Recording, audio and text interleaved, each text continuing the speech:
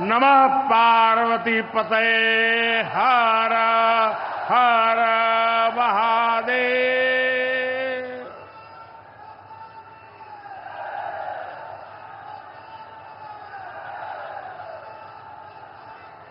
सावन के पावन महीने में आज हमके काशी के हमरे परिवार के लोगन से मिले का अवसर मिलल है। हम काशी के हर परिवारजन के प्रणाम करत है।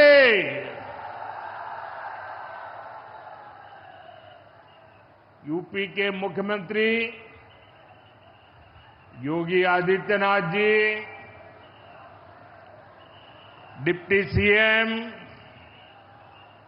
केशव प्रसाद मौर्य जी, ब्रजेश पाठक जी, पटना से हमारे साथ जुड़े कृषि मंत्री शिवराज सिंह चौहान जी, देश के अलग अलग हिस्सों में जुड़े हुए सभी आदरणीय मुख्यमंत्रीगण, गवर्नर श्री, मंत्रीगण, यूपी सरकार के मंत्रीगण, यूपी भाजपा अध्यक्ष भूपेंद्र सिंह चौधरी जी, सभी विधायक एवं जनप्रतिनिधिगण और मेरे प्यारे किसान भाई और बहनों, और विशेष रूप से काशी के मेरे मालिक जनता जनार्दन,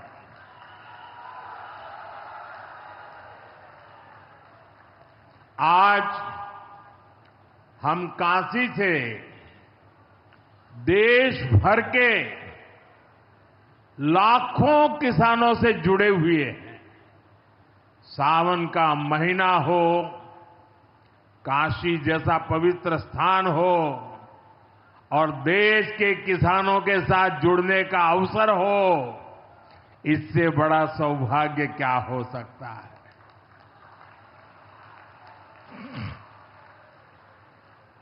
आज मैं ऑपरेशन सिंदूर के बाद पहली बार काशी आया हूं।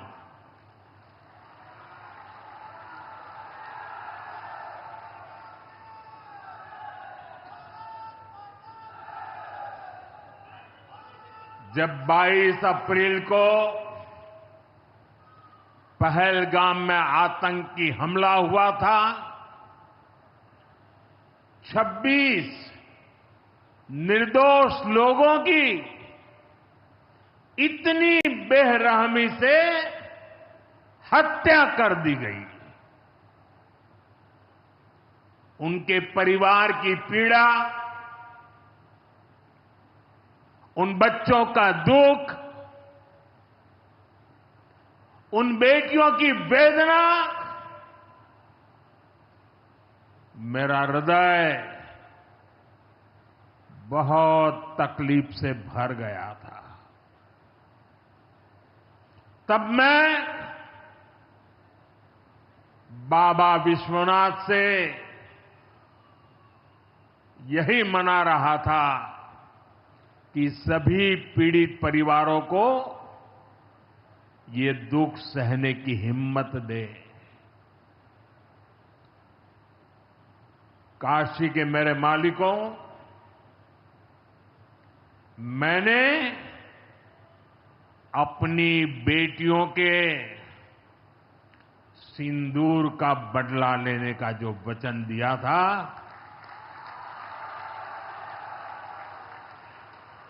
वो भी पूरा हुआ है।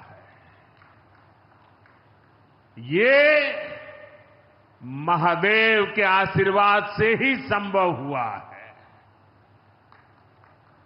मैं ऑपरेशन सिंदूर की सफलता को उनके चरणों में समर्पित करता हूं।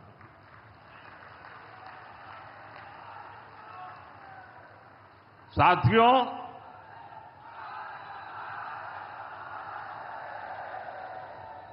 इन दिनों जब काशी में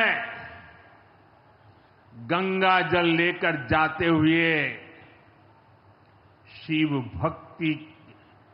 भक्तों की तस्वीरें जब देखने का अवसर मिल रहा है, दिव्य तस्वीरें, और खासकर सावन के पहले सोमवार को जब हमारे यादव बंधु बाबा का जलाभिषेक करने निकलते थे,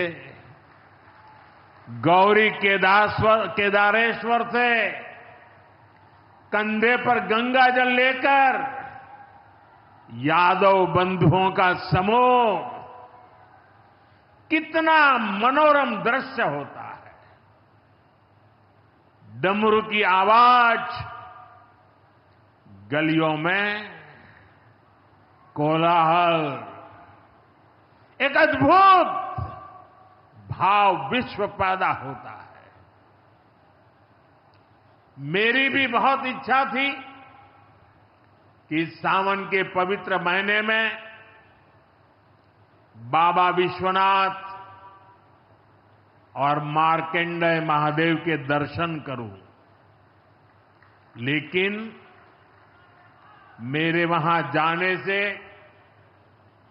महादेव के भक्तों को असुविधा न हो, उनके दर्शन में बाधा न पड़े, इसलिए मैं आज यहीं से भोलेनाथ और मां गंगा को प्रणाम कर रहा हूं।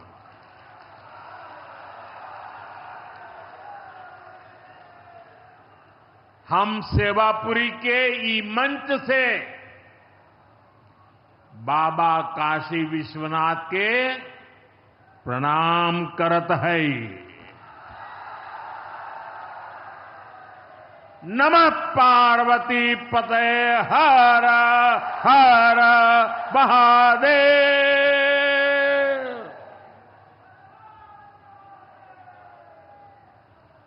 साथियों, कुछ दिनों पहले मैं तमिलनाडु में था। मैं वहां 1000 साल पुराने एक ऐतिहासिक मंदिर गया था, गंगईकोंडा चोलापुरम मंदिर। ये मंदिर देश की शैव परंपरा का एक प्राचीन केंद्र है। ये मंदिर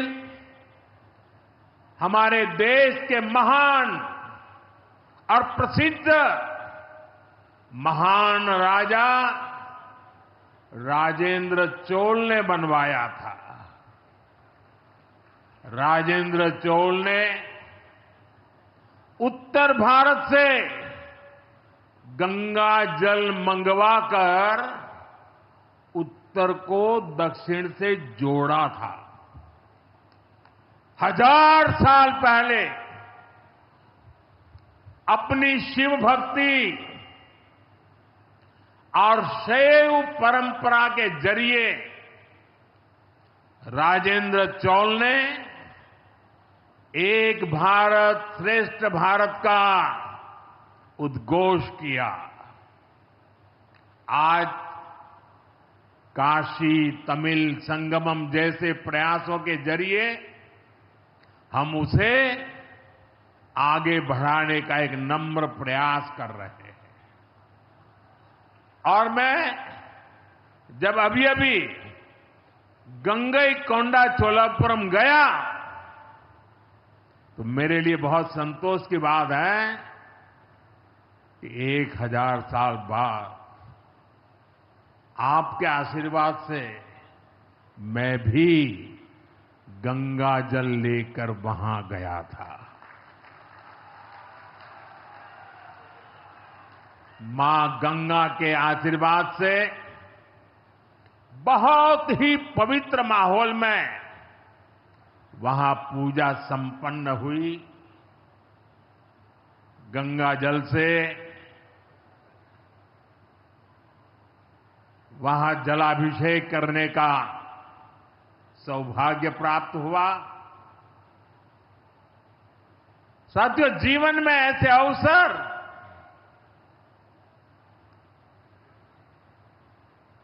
बहुत प्रेरणा देते हैं।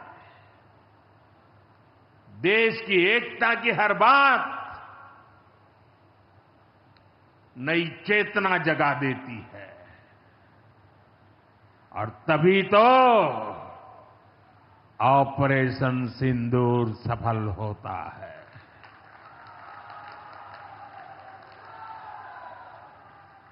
एक 140 करोड़ देशवासियों की एकता ऑपरेशन सिंदूर की ताकत बन जाती है। साथियों, ऑपरेशन सिंदूर जवानों के पराक्रम का वो पल और आज किसानों को प्रणाम करने का अवसर। आज यहां एक विराट किसान उत्सव का आयोजन हो रहा है।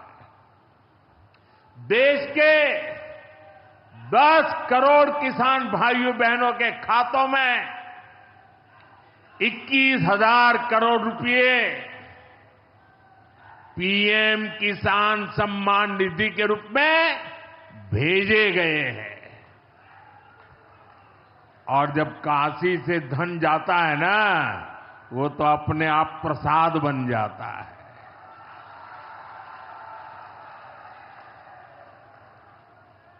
₹21,000 करोड़ रुपया किसानों के खाते में जमा। साथियों, आज यहां भी 2,000 करोड़ रुपए से ज्यादा की विकास परियोजनाओं का लोकार्पण और शिलान्यास भी हुआ है। बाबा के आशीर्वाद से काशी में विकास की अविरल धारा मां गंगा के साथ साथ आगे बढ़ रही है।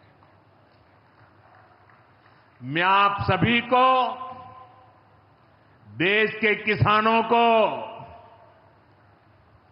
बहुत बहुत बधाई देता हूं।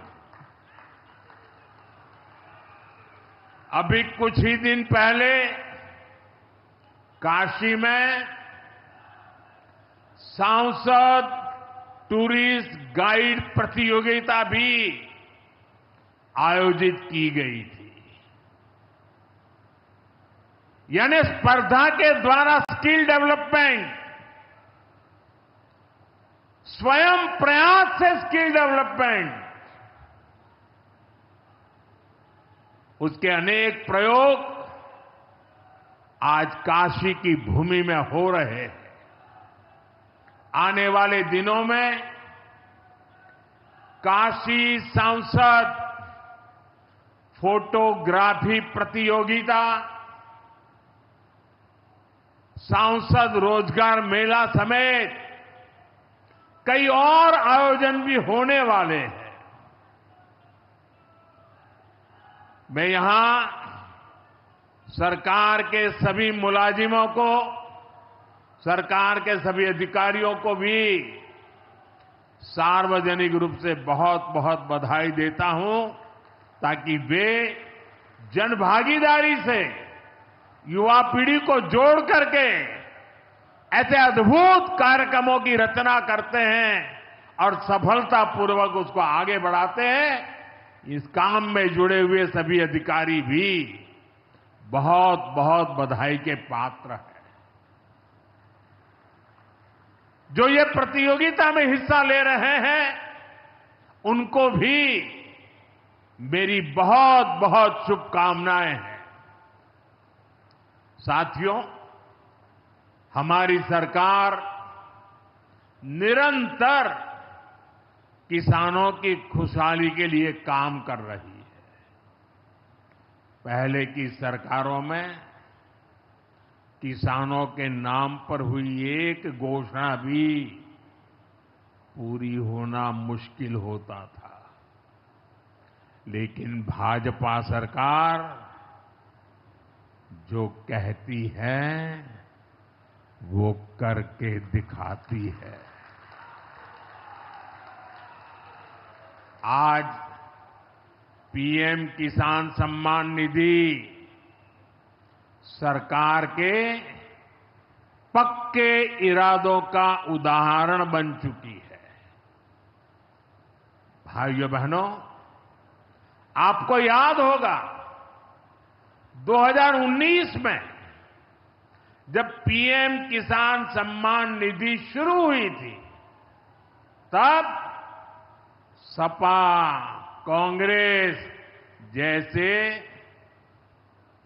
विकास विरोधी लोग, विकास विरोधी दल कैसी कैसी अफवाहें फैला रहे थे, लोगों को गुमराह कर रहे थे, किसानों को उलझन में डालते थे। कोई कहता था मोदी भले योजना लाया, लेकिन 2019 का चुनाव जाएगा, ये सब बंद हो जाएगा। इतना ही नहीं, मोदी ने जो पैसा अभी जमा किया है ना, वो भी वापस निकाल देगा। कैसा झूठ बोलते हैं। और यही देश का दुर्भाग्य है कि निराशा की गर्त में डूबा हुआ विरोधी मानसिकता वाले लोग ऐसी ही झूठी सच्चाई को लेकर के जी रहे हैं। ये सिर्फ किसानों से, देश के लोगों से झूठ बोल सकते हैं। आप मुझे बताइए, क्या इतने वर्षों में कभी एक भी किस्त बंद हुई क्या? पीएम किसान सम्मान निधि बिना ब्रेक के जारी है। आज तक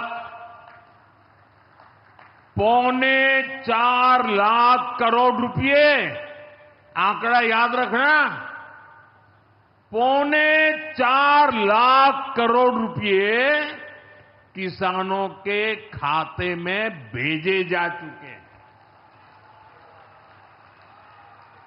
जरा आप मेरे साथ बोलेंगे कितने? 4.25 लाख करोड़।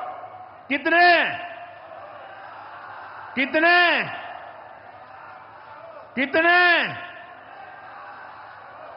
और ये 4.25 लाख करोड़ इतने रुपये किसके खाते में जमा किए? किसके खाते में जमा किए? मेरे किसान भाई बहनों के खाते में जमा किए। यहां यूपी के भी करीब 2.5 करोड़ किसानों को इसका लाभ मिला है।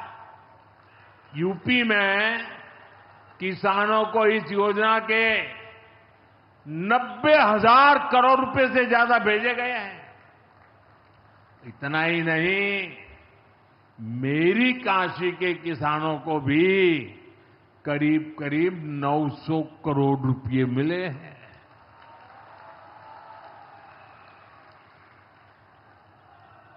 आपने ऐसा सांसद चुना कि आपके खाते में 900 करोड़ रुपया आया है। और इससे बड़ी बात,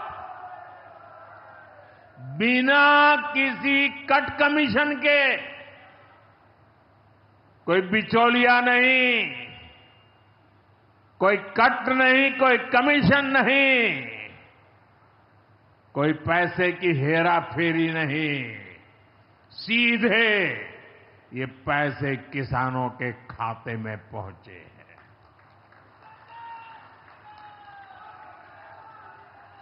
और मोदी ने ये परमानेंट व्यवस्था बना दी है।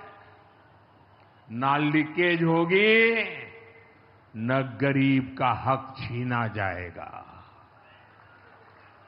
साथियों, मोदी के विकास का मंत्र है। जो जितना पिछड़ा उसे उतनी ज्यादा प्राथमिकता। जो जितना पिछड़ा उसे ज्यादा प्राथमिकता। इस महीने केंद्र सरकार ने एक और बड़ी योजना को मंजूरी दी है। इसका नाम है प्रधानमंत्री धन धान्य कृषि योजना। इस योजना पर 24,000 करोड़ रुपए किसानों के कल्याण के लिए, कृषि व्यवस्था के लिए, कृषि विकास के लिए 24,000 करोड़ रुपए खर्च किए जाएंगे। देश के ऐसे जिले जो पिछली सरकारों की गलत नीतियों के कारण विकास की राह में पिछड़ गए, पिछड़े रह गए, जो कृषि उत्पादन भी कम हो रहा है, जहां किसानों की आमदनी भी कम है, अरे कोई पूछने वाला नहीं था, उन जिलों पर प्रधानमंत्री धन धान्य कृषि योजना का फोकस होगा। इससे यूपी के भी लाखों किसानों को फायदा होगा। साथियों, किसानों के जीवन में बदलाव के लिए, उनकी आय बढ़ाने के लिए, खेती पर होने वाला खर्च कम करने के लिए एनडीए सरकार पूरी शक्ति से काम कर रही है, पूरी ताकत लगा रही है। हम बीज से बाजार तक किसानों के साथ खड़े हैं। खेतों तक पानी पहुंचे, इसके लिए देश में लाखों करोड़ रुपए की सिंचाई योजना चलाई जा रही है। साथियों, किसानों के सामने एक बड़ी चुनौती मौसम की होती रही है। कभी ज्यादा बारिश हो गई, कभी ओला गिर गया, पाला पड़ गया। किसानों को इससे सुरक्षा देने के लिए पीएम फसल बीमा योजना शुरू हुई। इस योजना के तहत, यह आंकड़ा भी याद रखिए,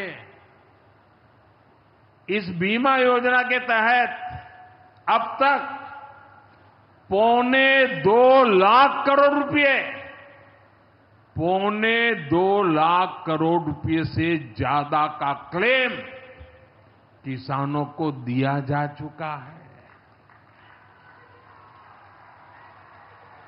बीमा के माध्यम से 2.25 लाख करोड़ रुपया।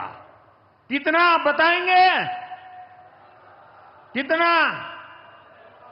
2.25 लाख करोड़ रुपया। साथियों, हमारी सरकार यह भी सुनिश्चित कर रही है कि आपको आपकी फसल की सही कीमत मिले। इसके लिए फसलों की एमएसपी में रिकॉर्ड वृद्धि हुई है। धान और गेहूं जैसी प्रमुख फसलों की एमएसपी भी बढ़ाई गई है। आपकी उपज सुरक्षित रहे, इसलिए सरकार देश में हजारों नए गोदाम भी बनवा रही है। भाइयों बहनों, हमारा जोर कृषि अर्थव्यवस्था में महिलाओं की भागीदारी बढ़ाने पर भी है। हम लखपति दीदी अभियान चला रहे हैं। हमारा लक्ष्य देश में 3 करोड़ लखपति दीदी बनाने का है। 3 करोड़ लखपति दीदी। ये सपा वाले तो ये आंकड़ा सुनकर के ही साइकिल लेके भाग जाएंगे। अब तक 1.5 करोड़ से ज्यादा लखपति दीदी भी बन चुकी है। 3 करोड़ का लक्ष्य में से आधा काम पूरा कर लिया। 1.5 करोड़ गांव में काम करने वाली गरीब परिवार की, किसान परिवार की हमारी बहनें, 1.5 करोड़ बहनें लखपति दीदी बन जाए, ये बहुत बड़ा काम हो रहा है। सरकार के ड्रोन दीदी अभियान ने भी लाखों बहनों की आय बढ़ाई है। साथियों, हमारी सरकार कृषि से जुड़ी आधुनिक रिसर्च को खेतों तक पहुंचाने में भी जुटी है। इसके लिए मई और जून के महीने में खास तौर पर विकसित कृषि संकल्प अभियान चलाया गया। लैब से लैंड के मंत्र के साथ 1.25 करोड़ से अधिक किसानों से सीधा संवाद किया गया। हमारे देश में माना गया है और यह व्यवस्था भी है कि कृषि ये राज्य का विषय है और सही भी है, लेकिन उसके बावजूद भी भारत सरकार को लगा, एनडीए सरकार को लगा, मोदी सरकार को लगा कि भले विषय राज्य का हो, राज्य करे, कर पाए न कर पाए, बहुत से राज्य जो नहीं कर पाते हैं, तो हमने तय किया कि हम खुद भी कुछ करेंगे और करोड़ों किसानों के साथ सीधा संवाद किया। साथियों, केंद्र सरकार की योजनाओं का लाभ आप सभी तक निरंतर पहुंचता रहे, इस दिशा में आज मुझे आपके साथ एक अहम जानकारी साझा करनी है और उसमें मुझे आपकी मदद भी चाहिए। यहां बैठे हुए लोगों की भी मदद चाहिए। आपको पता है, जनधन योजना के तहत देश में 55 करोड़ गरीबों के बैंक खाते खोले गए। जिनको कभी बैंक का दरवाजा देखने का सौभाग्य नहीं मिला था, ऐसे 55 करोड़ लोगों के खाते, ये मोदी को जब से आपने काम करने का अवसर दिया ना, मैं ये काम कर रहा था। 55 करोड़। अब इस योजना को हाल ही में 10 साल पूरे हुए हैं। अब बैंकिंग क्षेत्र का कुछ नियम है। वो नियम ये कहते हैं कि 10 साल बाद बैंक खातों का दोबारा से केवाईसी करना जरूरी होता है। एक प्रक्रिया पूरी करनी होती है। अब आप बैंक में जाएं, करें या न करें, पहले सब आपको करना होता है। अब मैंने थोड़ा आपका भार कम करने का बीड़ा उठाया है, तो मैंने बैंक वालों से कहा कि लोग आएं, केवाईसी करें, अच्छी बात है। हमें नागरिकों को हमेशा जागृत रखना चाहिए, लेकिन हम क्या एक अभियान चला सकते हैं? मैं आज रिजर्व बैंक का, हमारे देश की सभी बैंकों का, बैंक के सभी कर्ता धर्ताओं का हृदय से अभिनंदन करना चाहता हूं। आज उन्होंने एक ऐसा काम उठाया है जो हमें गर्व से भर देता है। बैंक के लोग इस 10 करोड़ लोगों को, अरे 10 साल के बाद ये 55 करोड़ लोग अपना फिर से रिव्यू करें, इसलिए केवाईसी जो करना है, इस काम को पूरा करने के लिए 1 जुलाई से देश भर में बहुत बड़ा अभियान चल रहा है। हमारे बैंक स्वयं हर ग्राम पंचायत तक पहुंच रहे हैं, वहां पर जाकर के मेला लगाते हैं। अब तक ऐसी करीब 1 लाख ग्राम पंचायत में बैंक अपने कैंप, अपना मेला लगा चुके हैं। लाखों लोगों ने दोबारा अपना केवाईसी भी करा लिया है और ये अभियान आगे भी चलने वाला है। मैं ऐसे हर साथी जिसका जनधन खाता है उससे आग्रह करूंगा कि वो फिर से अपना केवाईसी जरूर करा ले। साथियों, ग्राम पंचायतों में बैंक जो स्पेशल कैंप लगा रहे हैं, अभी भी लाखों पंचायतों का काम जारी है। मैं समझता हूं कि इन कैंप का फायदा उठाना चाहिए और उसके कई फायदे हैं। एक और फायदा भी है, इन कैंपों में प्रधानमंत्री सुरक्षा बीमा योजना, प्रधानमंत्री जीवन ज्योति बीमा योजना, अटल पेंशन योजना, ऐसी अनेक योजनाओं का रजिस्ट्रेशन भी हो रहा है। और ये बीमा तो ऐसा है कि एक चाय के खर्चे से भी कम खर्चा लग जाता है। ये योजनाएं आपकी बहुत मदद करती है। इसलिए बैंकों ने जो जितना बड़ा अभियान चलाया है, आप इसका बहुत फायदा लीजिए। पूरे देश के लोगों से मैं कहता हूं, आप इन कैंपों में जरूर जाइए। अब अगर आप अब तक इन योजनाओं से नहीं जुड़े हैं तो उनके लिए रजिस्ट्रेशन करवाइए और अपने जनधन खाते का केवाईसी भी कराइए।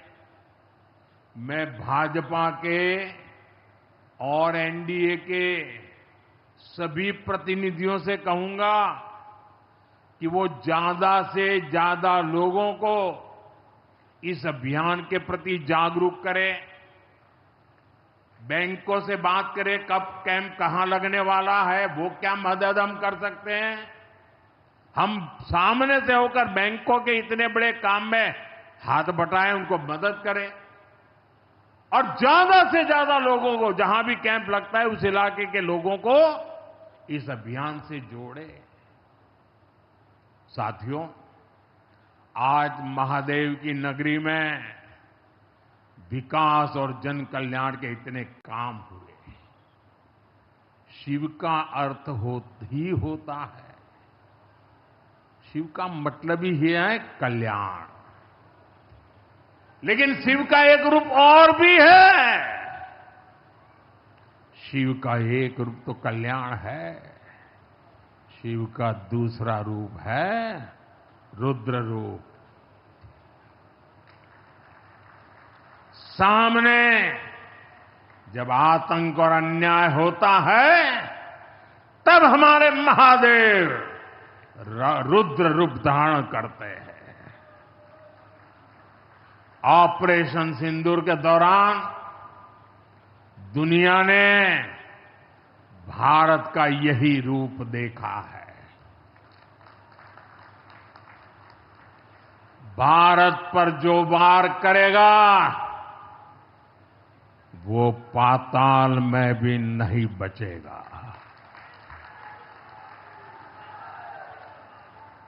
लेकिन भाइयों बहनों, दुर्भाग्य से ऑपरेशन सिंदूर की सफलता पर हमारे देश के कुछ लोगों को भी पेट में दर्द हो रहा है। ये कांग्रेस पार्टी और उनके चेले चपाटे, उनके दोस्त इस बात को पचा नहीं पा रहे कि भारत ने पाकिस्तान के आतंकी ठिकानों को तबाह कर दिया। मैं मेरे काशी के मालिकों से पूछना चाहता हूं, भारत की ताकत से आपको गर्व होता है कि नहीं होता है? ऑपरेशन सिंदूर से गर्व होता है कि नहीं होता है? आतंकियों के ठिकानों को नष्ट करने का आपको गर्व होता है कि नहीं होता है? साथियों, आपने वो तस्वीरें देखी होगी, कैसे हमारे ड्रोन्स, हमारे मिसाइल्स ने सटीक वार करके आतंक के हेडक्वार्टर्स को खंडहर बना दिया।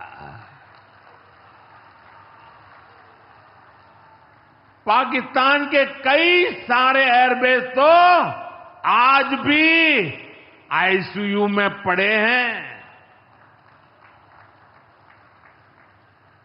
पाकिस्तान दुखी है, ये तो सब कोई समझ सकता है, लेकिन पाकिस्तान का ये दुख कांग्रेस और सपा से सहन नहीं हो पा रहा।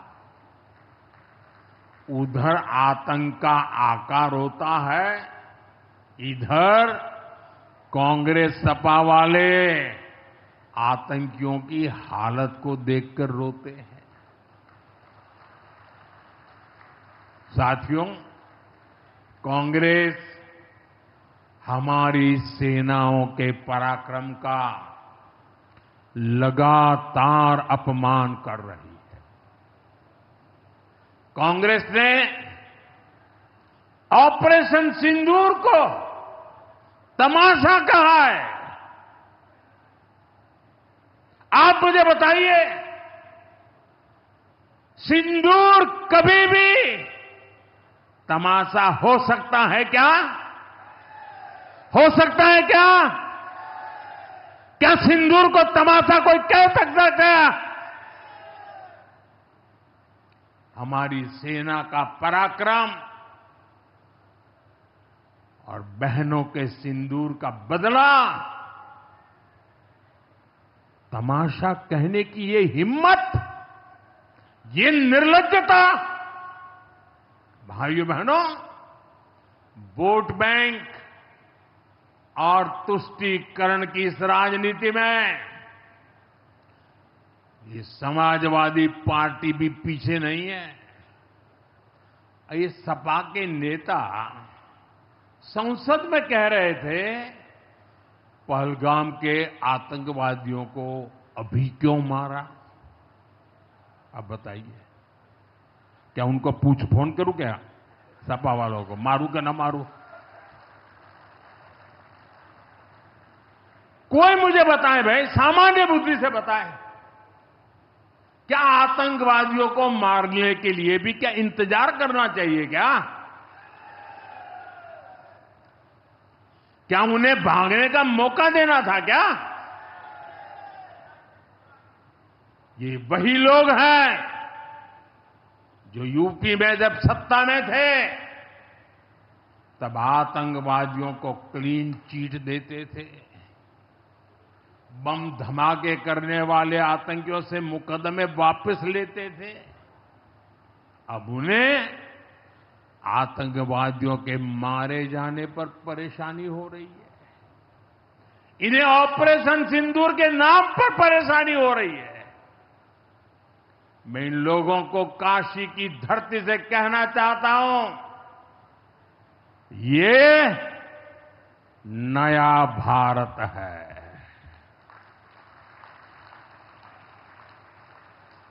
ये नया भारत भोलेनाथ को भी पूजता है और देश के दुश्मनों के सामने काल भैरव भी बन जाता है।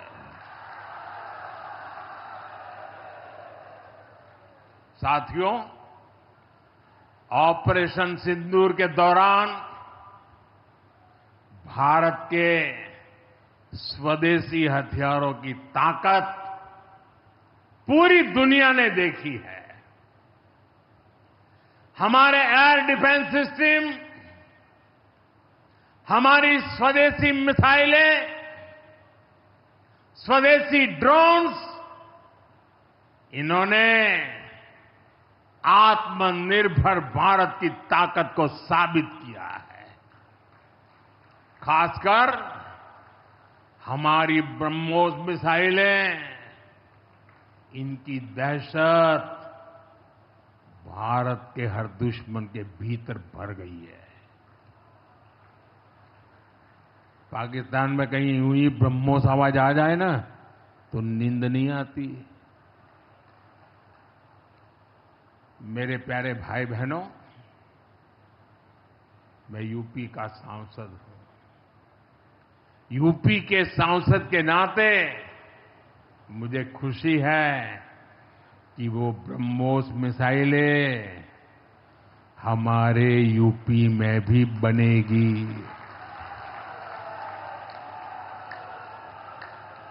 लखनऊ में ब्रह्मोस मिसाइल की मैन्युफैक्चरिंग शुरू हो रही है। यूपी डिफेंस कॉरिडोर में भी कई बड़ी डिफेंस कंपनियां अपने प्लांट लगा रही है। आने वाले समय में यूपी में बने हथियार, हिंदुस्तान के हर भाग में बने हथियार भारतीय सेनाओं की ताकत बनेंगे। मुझे साथियों बताइए, जब ये आत्मनिर्भर सैन्य शक्ति की बात सुनते हैं, आपको गर्व होता है कि नहीं होता है? जरा पूरी ताकत से हाथ ऊपर करके बताइए, आपको गर्व होता है कि नहीं होता है? गर्व होता है कि नहीं होता है? बोले हर हर महादेव। अगर पाकिस्तान ने फिर कोई पाप किया तो यूपी में बनी मिसाइलें आतंकियों को तबाह कर देगी। साथियों, आज यूपी इतनी तेज गति से औद्योगिक विकास कर रहा है। देश और दुनिया की बड़ी बड़ी कंपनियां यहां निवेश कर रही हैं। इसके पीछे भाजपा सरकार की विकासपरक नीतियों की बड़ी भूमिका है। सपा के समय में यूपी में अपराधी बेखौफ थे और निवेशक यहां आने से भी डरते थे, लेकिन भाजपा की सरकार में अपराधी में खौफ है और निवेशक यूपी के भविष्य में भरोसा देख रहे हैं। मैं विकास की इस रफ्तार के लिए यूपी सरकार को बधाई देता हूं। साथियों, मुझे संतोष है कि काशी में विकास का महायज्ञ लगातार जारी है।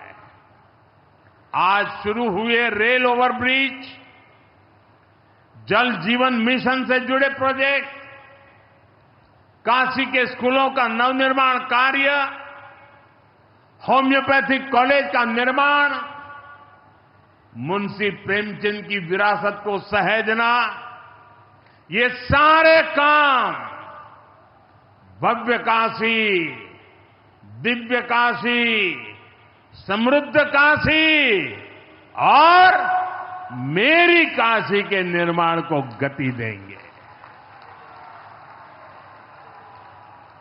यहां सेवापुरी में आना भी सौभाग्य से ही होता है। ये मां कालका देवी की ड्योढ़ी है। मैं यहां से मां कालका के चरणों में वंदन करता हूं। मुझे खुशी है कि मां कालका धाम का हमारी सरकार ने सुंदरीकरण कर उसे और भव्य बना दिया है। मंदिर तक आना जाना भी आसान हो गया है। सेवापुरी का इतिहास क्रांति का इतिहास रहा है। स्वतंत्रता संग्राम में यहां के अनेकों लोगों ने भागीदारी की थी। यही वो सेवापुरी है जहां महात्मा गांधी की कल्पना साकार हुई। यहां घर घर महिला पुरुष के हाथों में चरखा हुआ करता था। और सहयोग देखिए, अब चांदपुर से भदोई रोड जैसे प्रोजेक्ट से काशी के बुनकरों के साथ भदोही के बुनकर भी जुड़ रहे हैं। इसका लाभ बनारसी सिल्क के बुनकरों को भी होगा और भदोही के कारीगरों को भी होगा। साथियों, काशी बौद्धिक जनों की नगरी है। आज जब हम आर्थिक प्रगति की बात कर रहे हैं तो मैं आपका ध्यान वैश्विक हालातों पर भी ले जाना चाहता हूं। आज दुनिया की अर्थव्यवस्था कई आशंकाओं से गुजर रही है। अस्थिरता का माहौल है। ऐसे में दुनिया के देश अपने अपने हितों पर फोकस कर रहे हैं। अपने अपने देश के हितों पर ध्यान केंद्रित कर रहे हैं।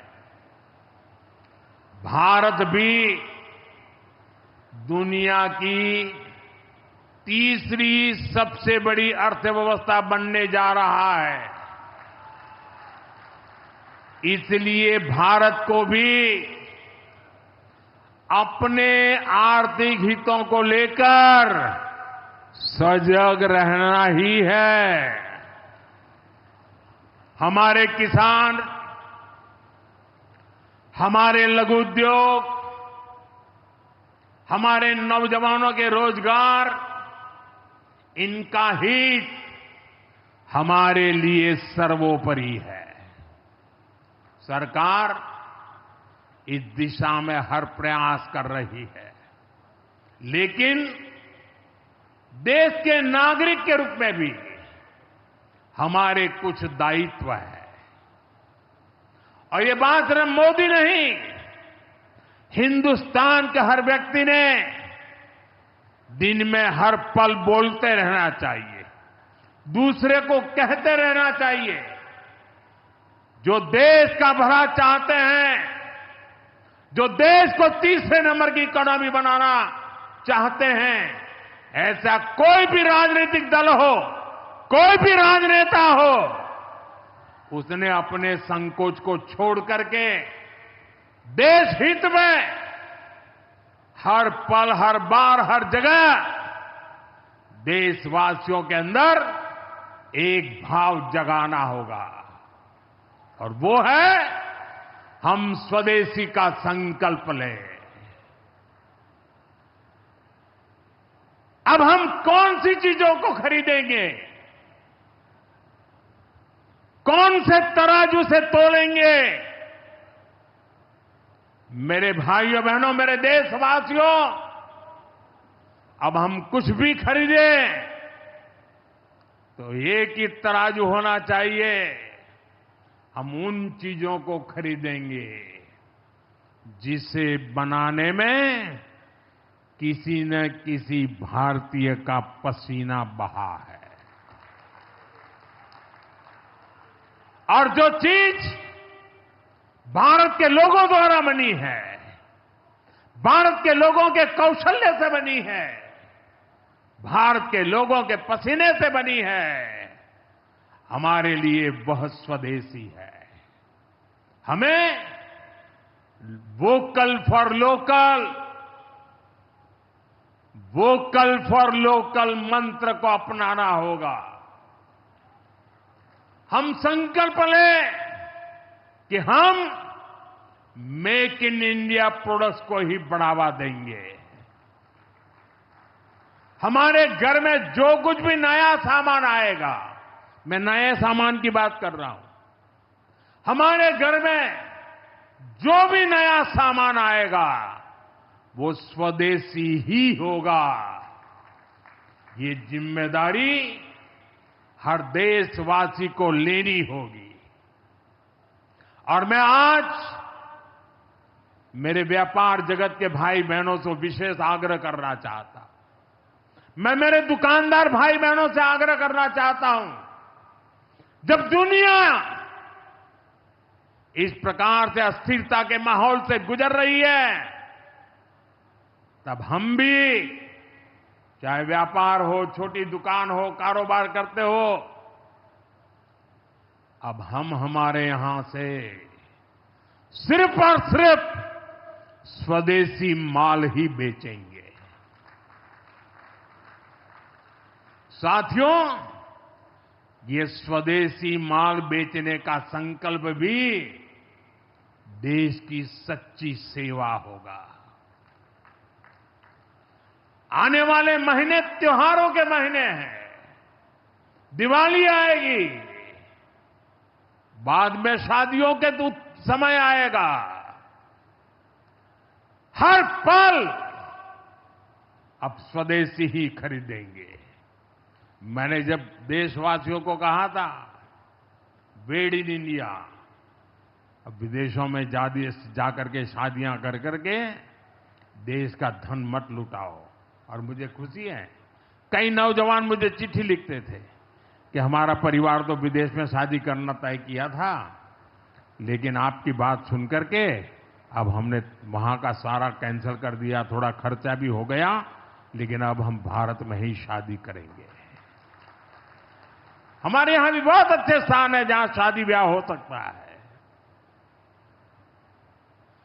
हर बात में स्वदेशी का भाव आने वाले दिनों में हमारा भविष्य तय करने वाला है दोस्तों। और ये महात्मा गांधी को भी बड़ी श्रद्धांजलि होगी।